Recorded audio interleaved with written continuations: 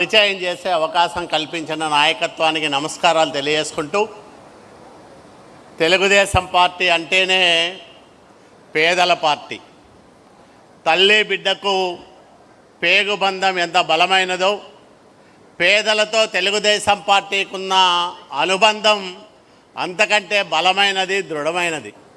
అందుకనే దేశంలో, రాష్ట్రాల్లో అనేక పార్టీలు ఉద్భవించినా, రాజకీయాల్లో అధికారం చేజిక్కించుకున్న ఏ పార్టీకి లేని ఒక బ్రాండ్ పేదల పార్టీగా తెలుగుదేశం పార్టీ అభిమానాన్ని పొందుతూ ఉంది, ప్రసిద్ధి చెందింది.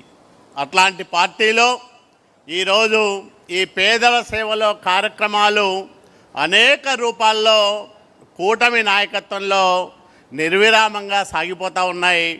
అందులో మచ్చుకు కొన్ని మనం ప్రతి నెల 1వ తేదీ పేదల సేవలో పేరుతో ప్రజల దగ్గరికి పోతూ ఉన్నాం. పెన్షన్లు 4,000 నుంచి 15,000 వరకు అందజేస్తూ ఉన్నాం. ఒక దివ్యాంగురాలు 6,000 పెన్షన్ అందుకుంటా ఉంది.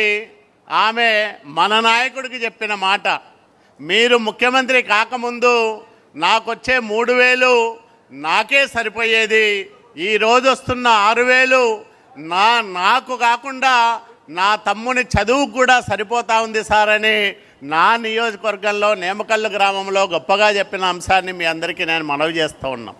అంటే ఆ కుటుంబంలో తన తమ్ముడిని, కొడుకును చదివించే శక్తి ఆ దివ్యాంగురాలికి వచ్చిందంటే అది చంద్రబాబు నాయుడు గారి చలువ వల్లే వచ్చిందనే విషయాన్ని మీ అందరికీ నేను మనవి చేస్తూ ఉన్నాం.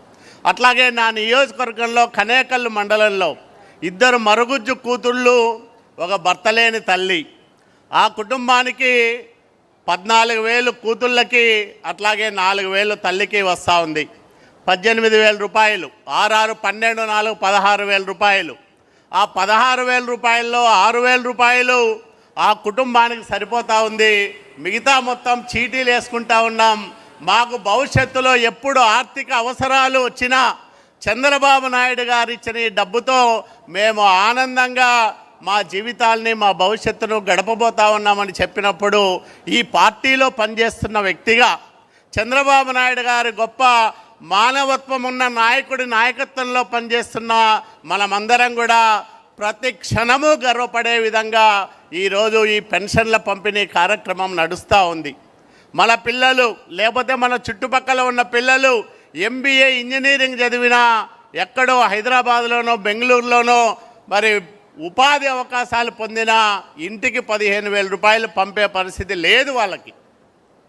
కానీ మన నాయకుడు ఇంటిలో అచేతనంగా ఉన్న ఒక దివ్యాంగుడో లేకపోతే ఒక వృద్ధురాలో ఆ ఇంటికి ఆసరాగా నిలిచారు.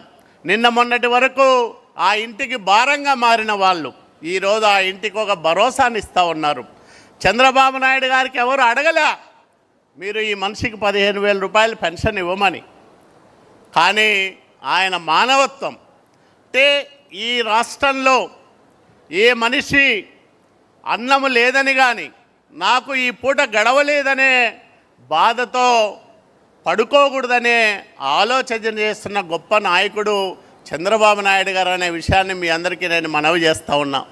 1984లో భారతదేశంలో అప్పటికే స్వాతంత్రం తర్వాత అనేక ప్రభుత్వాలు వచ్చాయి, అనేక మంది నాయకులు అయ్యారు. కానీ మొట్టమొదటిసారిగా ప్రభుత్వ డబ్బును నేరుగా పేదలకు నగదు రూపంలో ఇవ్వచ్చని నిరూపణ చేసిన నాయకుడు మన నాయకుడు నందమూరి తారక రామారావు గారు. 30 రూపాయలతో మొదలైన పెన్షన్ పథకం ఈరోజు దేశంలోనే ఆదర్శంగా పెన్షన్ల పంపిణీ కార్యక్రమం చేస్తున్న రాష్ట్రంగా తెలుగుదేశం నాయకత్వంలో నడుస్తున్న ఆంధ్రప్రదేశ్ రాష్ట్రంలో కూటమి ప్రభుత్వానికి దక్కుతాదని మీ అందరికీ నేను గుర్తు చేస్తూ ఉన్నా. ఇలాంటి గొప్ప కార్యక్రమాలు మన కూటమి నాయకత్వంలోనే జరుగుతూ ఉన్నాయి. అదే కాకుండా ఈరోజు ఇళ్ళ పట్టాలు కానీ, ఇల్లు కానీ, పేదలకు కూడు గుడ్డ గూడు అనేది మన నినాదం. ఆ మూలాలను మర్చిపోకుండా కడుపు నిండా అన్నం పెడతా ఉన్నాం, వాళ్ళు బతకడానికి దారి చూపిస్తూ ఉన్నాం. సురక్షితంగా సౌకర్యవంతమైన ఇళ్లలో నివసించడానికి దేశంలోనే ఆదర్శవంతమైన గృహ నిర్మాణ కార్యక్రమాలను అమలు చేస్తున్న రాష్ట్రంగా ఆంధ్రప్రదేశ్ ప్రసిద్ధి చెందిందనే విషయాన్ని నేను మీ అందరికీ మనవి చేస్తూ ఉన్నా. ఎందుకంటే గతంలో నేను గృహ నిర్మాణ శాఖ మంత్రిగా పనిచేసిన అనుభవంతో చెప్తున్నా, భారతదేశంలో ఎక్కడా కూడా ఇంత గొప్ప కార్యక్రమాలు జరగలేదు. జాతీయ స్థాయిలో మనకు అవార్డులు వచ్చాయి.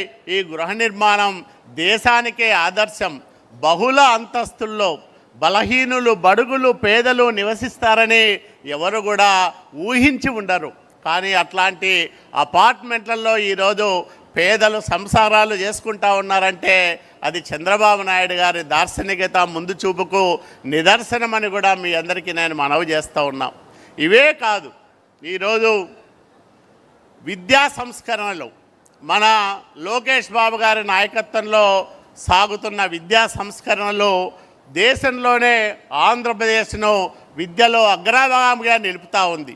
ప్రభుత్వ బడుల్లో ఉన్నత ప్రమాణాలతో విద్యాబోధన సాగుతోంది అనే దానికి మొన్నటి 10th క్లాస్ రిజల్ట్సే పెద్ద ఉదాహరణ.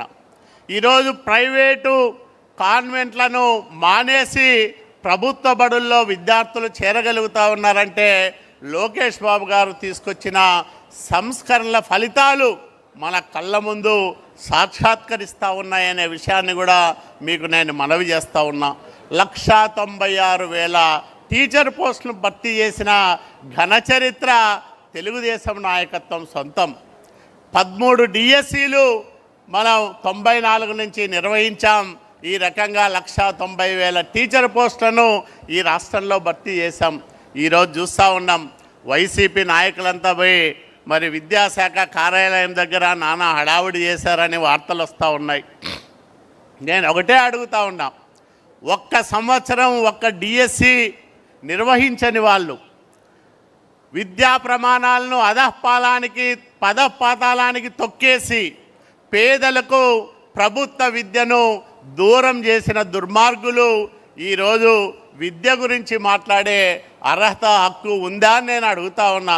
ఇందాక మన వాళ్ళు చెప్పారు, ఎప్పుడూ 10th క్లాస్ పేపర్లనే దొంగతనం చేసిన వ్యక్తులు ఈరోజు విద్య గురించి మాట్లాడుతూ ఉన్నారంటే ఎవరికి నీతులు చెప్తా ఉన్నారో మనం అర్థం చేసుకోవచ్చు.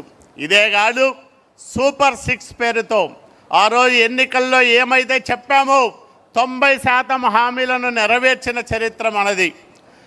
అనేక కార్యక్రమాల ద్వారా ఆర్థిక ఇబ్బందులున్న ప్రజలకు, పేదలకు ఏ రకమైన సేవలు చేయాలో నిరంతరము ఆలోచిస్తున్న నాయకత్వం మన సొంతం. మానవత్వం మూర్తిభవించిన 3 తరాల నాయకత్వాన్ని మనం చూస్తూ ఉన్నాం.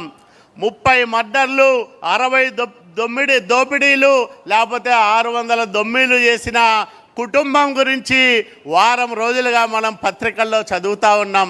కాబట్టి 2 ఒకటి కాదు.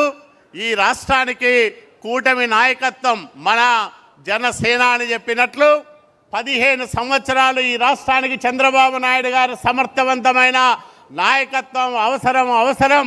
దానికోసం తెలుగుదేశం పార్టీ సుశిక్షితులైన కార్యకర్తలుగా మనం నిరంతరాయంగా ఈ పార్టీ కోసం, ఈ ప్రభుత్వ మనుగడ కోసం పనిచేద్దామని, పోరాటం చేద్దామని మీ అందరికీ మనవి చేసుకుంటూ, ఈ అవకాశం ఇచ్చిన పెద్దలందరికీ నమస్కారాలు తెలియజేసుకుంటూ, జై తెలుగు.